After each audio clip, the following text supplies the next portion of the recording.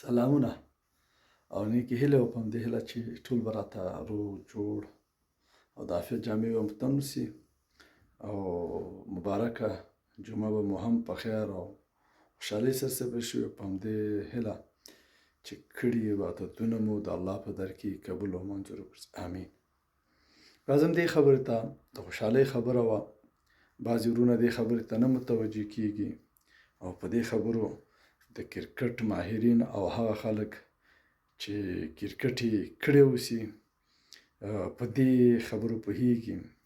او زه دا خبرې تاسو ته په دې خاطر کوم چې افغانان ډېر دردېدلي دي او غواړم چې هغوی خوشحاله وساتل شي او هغوی حتمي په دې خبره خوشحالېږي. هغه دا دي، زما ګرانو وروڼو او د کرکټ مینهوالو، زه تاسو ته غواړم چې د کرکټ په هکله باندې د ملي ټیم هغه پرمختګونه در په ګوته کړم چې کوم ته تاسې نه یې متوجه. هغه دي د نړیوالو سره لوبې کول. چې کله دوی لوبې کوي 50 اورونه لوبول، دا به مخکې نه کېده. سره د دې چې د زیمبابوې او نورو سره به مو هم کوله او ضعیفو ټیمونو سره به هم لوبېدلو، خو موږ به 50 اورونه نشو لوبولی. خو اوس خوشبختانه هغه ټیمونو سره ساوت افریقا ده، استرالیا ده او داسې نور، د هغوی سره موږ دغه 50 اورونه لوبولی شو. دا د خوشحالۍ خبره ده. دویمه، د همدغې ټیمونو چې نړیوال جامونه له ځان سره لري، خوشبختانه اوس موږ په اسانۍ سره سلیزې برابرولی شو. دا هغه پرمختګونه دي چې څوک د کرکټ په اصولو باندې خبر اوسي او کرکټ باندې پوه اوسي ډېر خوشحالېږي، البته که افغانان اوسي. زه د کرکټ په دې پرمختونو بې حده خوشحاله یم او الله پاک دې نورم وځلوي. الله پاک دې زموږ په ژوند کې د دوی هغه بریالیتوبونه په نصیب کړي چې نړیوال جام راوړي او الله پاک دې زموږ په ژوند کې دغه نړیوال جام څو ځلې په افغانانو وګټل کړي. امین.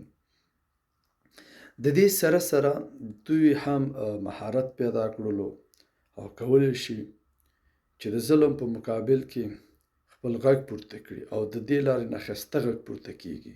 ښه مثال ابراهیم ځدران دی چې کله د هغې افغانانو سره ظلم وشو او هغه مین اف د میچ هغې خلکو هغې افغانانو ته ډالۍ کړ. او همدغه رقم د نبی الحق هغه پیغام استرالیا ته، دا ډېر په زړه پورې و. موږ اوس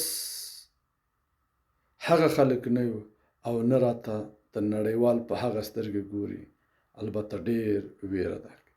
او پاتې شو دا خبره لکه میکسویل چې کله دغه وکړ، دا د لوبې حصه ده، یو لیونی کېږي.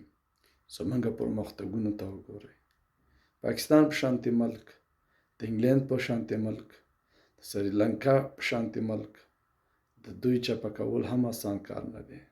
دا هغه څه دي او دا د دې اتلانو برکت دی او په کار ده چې موږ خپل اتلان وستایو او په سختو کې موږ سره ودرېږو او په همدغه رقم سره به انشاءالله موږ مخکې ځو.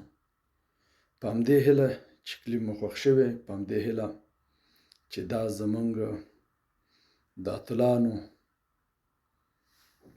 د خوښیو د ملاتړ وګرځي او موږ به ترېنه همیش ملاتړ کوو او په همدې هیله چې د لا بریاو سره راشي. نور مو وخت نه نیسم، په رب مو سپارم. ښاد او آباد او سرلوړي او کامیابه اوسئ. یوه خبره اخر کې کوم، الله پاک دې وکړي چې د زړه په غوږونه یې واورئ.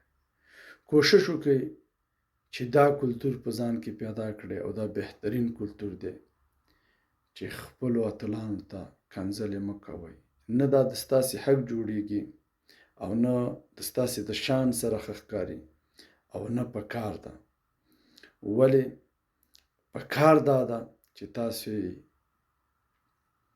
ډاډ ورکړئ د غم په وخت کې او د خوشحالیو په وخت کې او د کامیابۍ په وخت کې ستاینه وکړئ. دا وی هغه خبرې او الله پاک دې وکړي چې د زړه په غوږونو مو اورېدل وسي. نور وخت مو نه نیسم، پوره مو سپارم. خدا و باد او سلوړه کمنس د الله په امان.